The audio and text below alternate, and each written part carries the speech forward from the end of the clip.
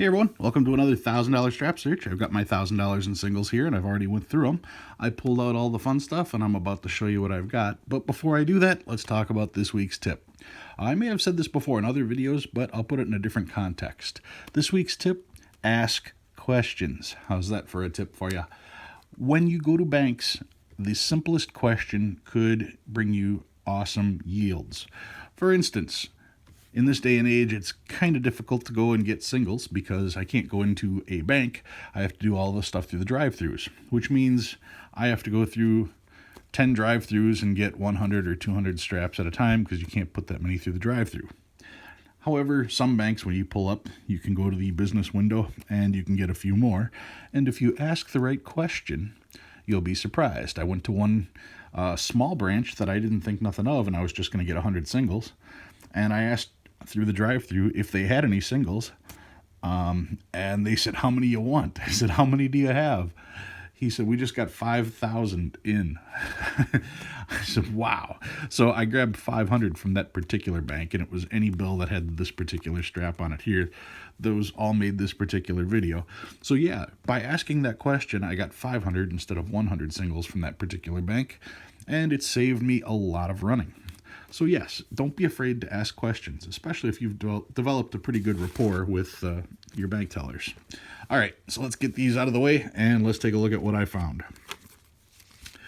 First up, I did find a trinary, and I stress a trinary, 0s, 2s, and 6s, because that was the only trinary I found.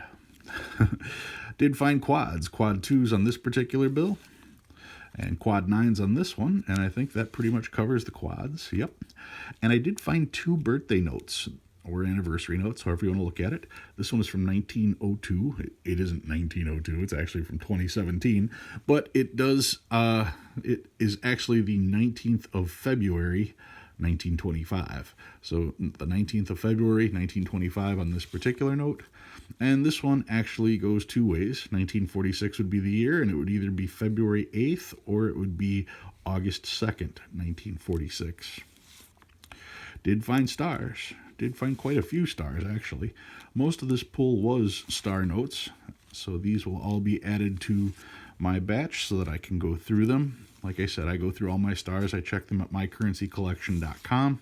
That gives me the rarities on all the notes, and that'll tell me if I've got anything worth keeping. Most star notes are one of 3.2 million in the print size, or in the print run. If you can find anything smaller than that, then you may have something worth a little bit of money. But like I said, I go through all mine all at once rather than every single week. Did find some older notes. This one's from 1999. Also 1999 on this particular one. I've got a 1995, a little limp. And the oldest note I found, very limp, with a tear and another tear on this side. This particular one's from 1988. Normally, when you find 88s, you find 88As, not necessarily 88s. And this particular one is a J note from Kansas City. You don't see a lot of those. Kansas City Federal Reserve doesn't have a whole lot of bills. So whenever I get any bill that's got a J on it, it's always worth a second look. I just hope I've got that one already, because that's a pretty weak one to have as a filler. Anyway, that's what I found on this week's search. As far as bringing out something from my safety deposit box, I'm bringing out a note that I had out once before, and it didn't have a whole lot of views, so I figured I'd give you guys a second chance at taking a peek at it. Some of you may have seen it, most of you probably haven't. This is a $10 bill. It is a $10 legal tender from 1880. 1880 $10 legal tender. You can see right across the top, this note is a legal tender for $10. The United States will pay the bearer $10. You can see right here, it's got the series of 1880. And I know it's a legal tender because the seal is a red seal. Red seals are generally legal tenders, and this one actually kind of mixes it up a little bit because the serial numbers are done in blue ink. Whenever you see blue, that's typically a sign of a silver certificate. But this one is obviously a legal tender. That's what it says on the top, so there's no debating that one. Very interesting note. The front of this note is neat. The back of the note is quite exceptional in the detail. I can get real close on this. Look at the detail in some of those engravings and those swirls like that. Very impressive work. It does have a little bit of a crease running through top to bottom and left to right, but it doesn't detract too much from the note itself. Unfortunately, this part right here, there is a little hole where two creases did intersect. So it's not perfect, but still a very cool note. And when you read this, this is a legal tender at its face value for all debts public and private.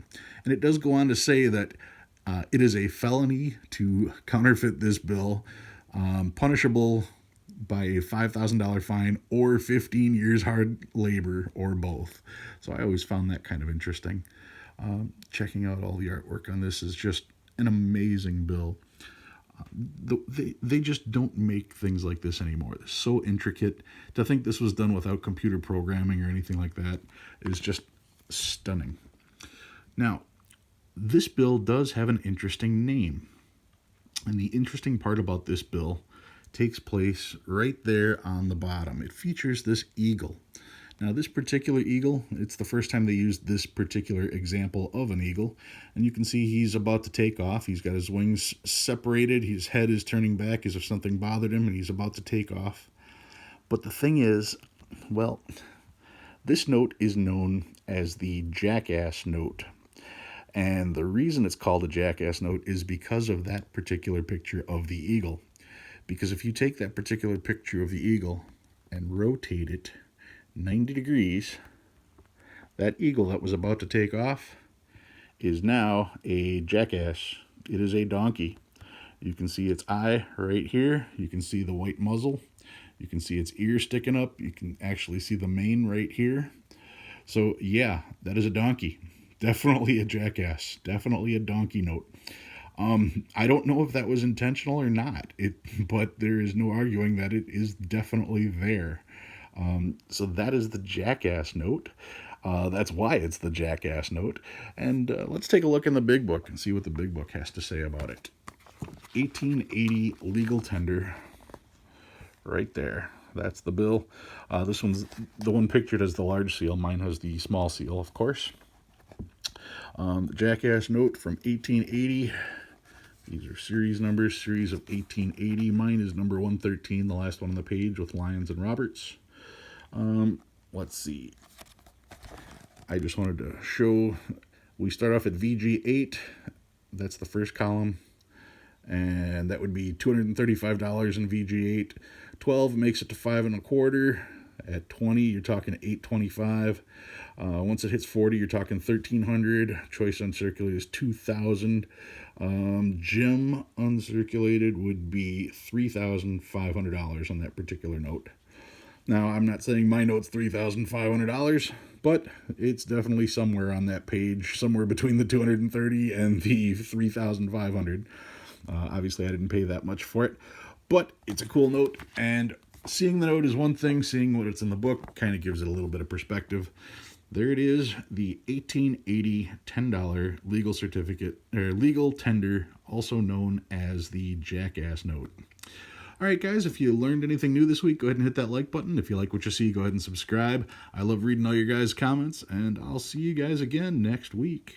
Bye-bye.